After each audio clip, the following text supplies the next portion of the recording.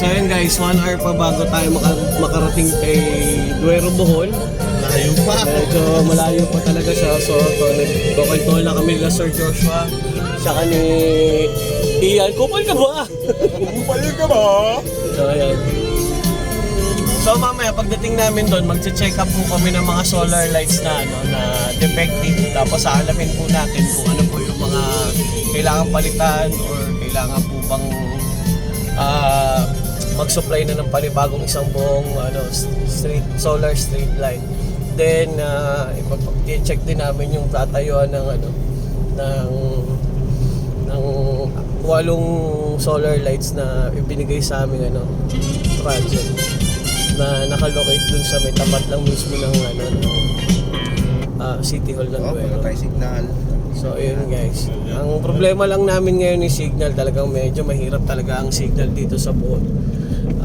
Pag bumabiyahe ka, yung signal niya pasulpot-sulpot. Kaya yung mga kumukontak sa amin minsan, nakala hindi namin, ini-ignore namin sila o pasensya na po kayo, wala po talagang signal dito sa Duero. Kahit na malang maligo. Ayan. Ito po, makikita nyo po, ayan po.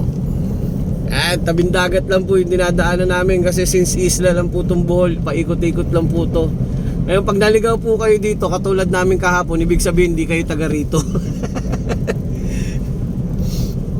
So ayan, masaya naman yung biyahe namin, di ba guys? Makita mo yes naman. Masaya. Pati nga nung masaya. Kailangan ng ritual. So, yun. Masaya kami. So, ritual na lang yung kulang. Ritual na lang guys yung kulang. Tapos nga pala, so yung mga nilakad namin na kahapon, sana maging sa Danao. So, kung meron po kayong puso dyan, may mga tao rin po kami. Bye tayo! Joke lang, joke lang. Uwi na Joy! Lang. So yun. So dito kami para sa meet and greet kay Mayor nakaraan. Tapos pag-usapan yung projects. Then nag-follow up po kami ng billings namin dito sa Mindanao. So syempre malapit naman po tayo dun sa mga pasyalan. So dinaanan na lang po natin yung man cave, man cave ang puta naalala kita man-made forest. Tsaka yung yung sa Chocolate Hills mismo na daanan namin kahapon. Tsaka yung yung beer house sa ibabaw ng hotel gano'n. Yung Tarsier, tangina wala namang beer house doon. Hayop ka.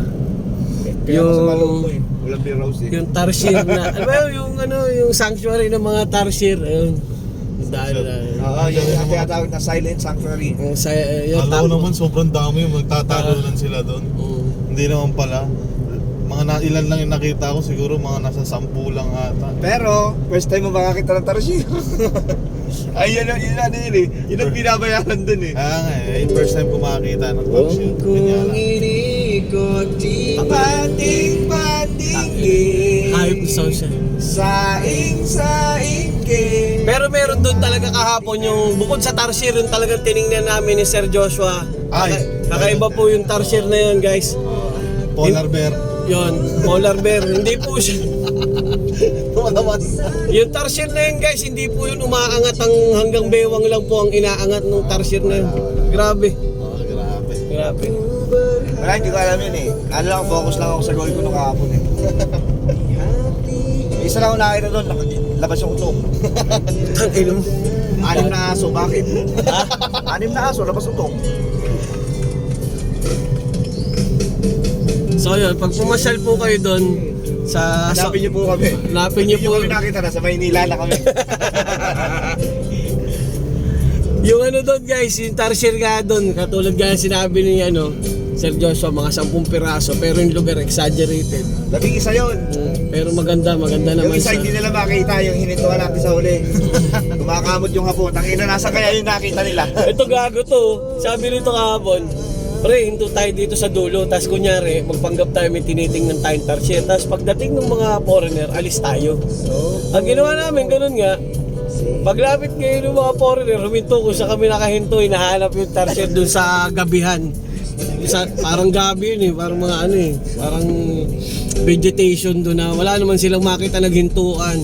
Ito may Salarino no, Salarin, naghahanap sa wala yung mga foreigner kahapon. So yun guys. Tapos kahapon, ang pagkakamali ko pa, ako yung nagda-drive packet dun sa sa Chocolate Hills, may entrance pala dun. Putangin na yan, diniretso ko. Wala naman wala kaming alam eh. So diniretso ko, pasok kami ngayon sa Chocolate Hills, may bayad pala dun. Hindi kami nagbayad, di naman kami na Kasi hindi nagbayad, gago ako nagbayad. nga pala. So shoutout po pala kay Ian. Sir Joshua, shoutout kay Ian. May sponsor. Yung sponsor namin sa field trip, yan po yung tagabayad namin kasi po yung budget po namin dito is lang, Hanggang mamaya na lang. hanggang mamaya na lang. Hindi guys, ang budget po kasi ng company is talagang napakabait po ng kumpanya namin. Shoutout sa DI Slopeworks, lalo na dun sa may-ari kay Sir Dan sa kay Mamayan. Shoutout, tas dun sa masisipag na mga kasama namin sa opisina at saka mga gagawa namin. Shoutout sa inyo lahat. So yun na nga, yung budget kasi namin dito is pang food tsaka pang hotel accommodation and for dun sa gas ng aming service. So budget na budget talaga kami, kaya kailangan swerte talaga rin namin. Kasama namin yung may sagot ng field trip. Ayan guys. Kasi nga sabi niya, nakabenta siya ng motor, marami siyang pera. Putang ina, wala. Tapos, sabi niya kanina sa amin, daan tayong Panglao kasi maraming foreigner doon, mga naka-two-piece lang. Talaga ba ako? Sabi. Namatay na. Mimitay. Hindi, joke. Hindi, joke. Kasi sabi ni Ian, merong grupo ng mga doon, born again Christian, may kami, collab kami sa Bible study mamaya sa may Wala bang Panglao. puta? Magko-collab po kami, yun po talaga yun, hindi po about sa Mali mga ang pagkakarinig. Anong kulab?